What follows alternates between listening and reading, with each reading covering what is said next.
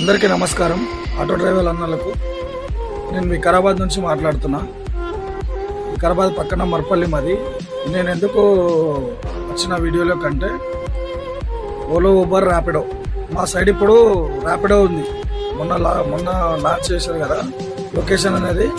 అయితే ఆ ర్యాపిడో ఉంది కదా, మేము కూడా మీతో పాటు మేము కూడా కొట్లాడతాం.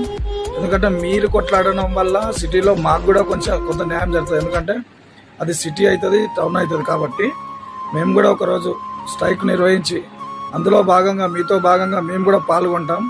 ఓలోలో ర్యాపిడోలో కంపల్సరీ. ఎందుకంటే ఇది నిజంగా చాలా తప్పు. ఇప్పుడు మనము ఇప్పటికే ఆటోలు నడవట్లేదు, ఫ్రీ బస్సులు అని చెప్పి మన ఆటోలు అసలు నడవట్లేదు. తినడానికి తిండి కూడా ఉండట్లేదు.